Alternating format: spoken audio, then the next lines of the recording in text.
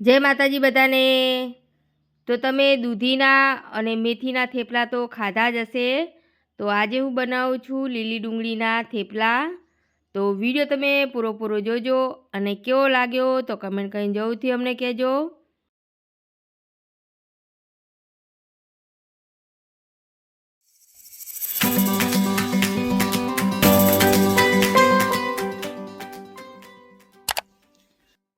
લીલી ડુંગળીના થેપલા બનાવવા માટે લીલી ડુંગળી લઈ લઈશું। લીલી ડુંગળીના જે પીળા પત્તા હોય એ કાઢી નાખવાના છે અને આવી રીતે એકદમ ચોખ્ખી કરી નાખવાની છે। ઝીણી ઝીણી સમારી દેવાની છે। લીલી ડુંગળીના પરાઠા તમે ના બનાવ્યા હોય તો આવી જ રીતે તમે તમારા ઘેર જરૂરથી બનાવજો।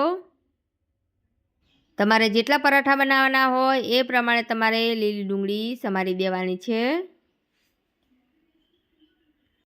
લીલી ડુંગળી સમારી દીધી છે તો એને સરસ 2-3 પાણી ધોઈ નાખીશું। 1 વાટકી ઘઉંનો લોટ લઈ લેવાનો છે।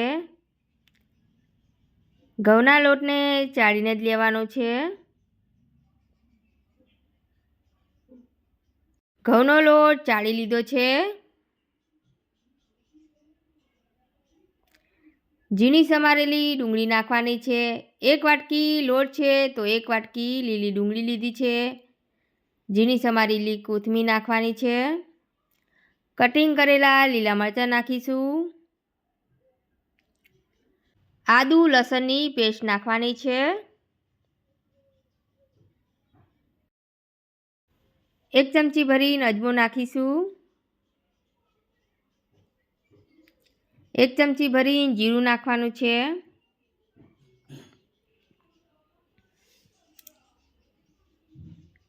દાણા જીરું પાવડર નાખવાનો છે। થોડીક હળદર નાખીશું। ગરમ મસાલો નાખવાનો છે। થોડીક હિંગ નાખવાની છે। સ્વાદ અનુસાર મીઠું નાખવાનું છે।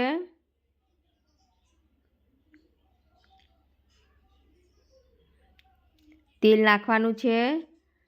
તમારે જેટલા થેપલા બનાવતા હોય એ પ્રમાણે તમારે મસાલા વધારે કે ઓછા નાખવાના છે।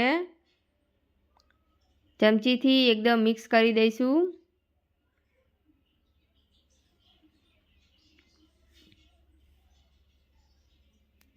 તો સરસ એકદમ ચમચીથી મિક્સ કરી દીધું છે।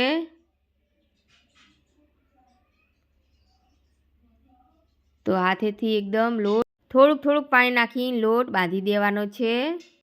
મસાલા અને લોટને એવું નાખીને એકદમ મિક્સ કરી દેવાનું છે। પછી થોડુંક પાણી નાખીને લોટ બાંધવાનો છે। કેમ કે લીલી ડુંગળી આપણે ધોયેલી છે તો લોટ એકદમ બાંધીશું તો લોટ એકદમ ઢીલો થઈ જશે। એટલે પહેલાં કોરો લોટ નાખીને મિક્સ કરવાનું છે। પછી તે જરૂર પડે એમ થોડુંક પાણી નાખીને લોટ બાંધવાનો છે। લોટ બાંધી દીધો છે। તેલ નાખવાનું છે। તેલ નાખીને સરસ લોટને ગુંદરી નાખવાનો છે। તો સરસ એકદમ લોટ ગુંદરી નાખ્યો છે। 10 મિનિટ સુધી ઢાંકીને મૂકી રાખવાનું છે। પછી તે થેપલા બનાવવાના છે।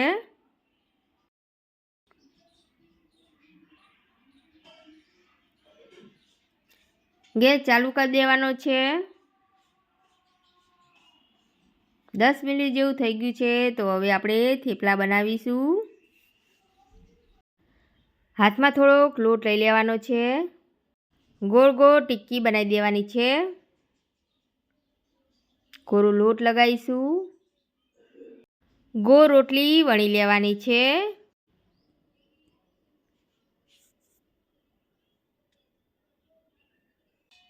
ગોળ રોટલી ના વણાય તો તમે હાથેથી એકદમ ગોળ કરી શકો છો। આવી જ રીતે હાથેથી ગોળ કરી દેવાની છે। આ લીલી ડુંગળીના થેપલા છે તો ગોળ રોટલી નહીં વણાય। તો આવી જ રીતે ગોળ કરી દેવાની છે। તવો ગરમ થઈ ગયો છે। તવામાં થોડુંક તેલ નાખવાનું છે। હવે રોટલી નાખીશું। રોટલી ચડે ત્યાં સુધી બીજી લોટ લઈ લઈશું અને ગોળ ગોળ ટીકી કરી દઈશું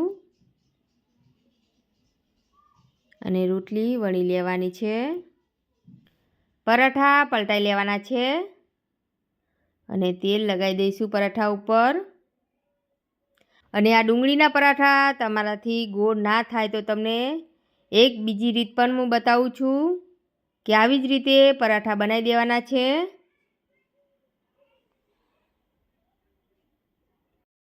રોટલી વણીને તૈયાર થઈ ગઈ છે.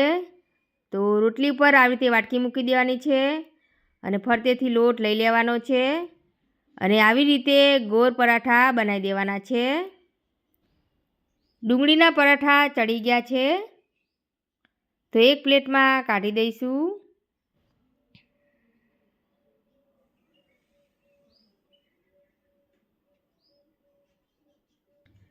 તો આવી જ રીતે બધા થેપલા બનાવી દેવાના છે.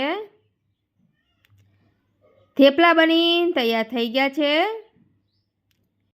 આ થેપલા તમે દહીં સાથે પણ સર્વ કરી શકો છો અને ચા સાથે પણ સર્વ કરી શકો છો. તમને આ વિડીયો કેવો લાગ્યો તો કમેન્ટ કરીને જરૂરથી અમને કહેજો. નવા હોય તો સબસ્ક્રાઈબ કરજો અને શેર કરી દેજો. જય માતાજી બધાને.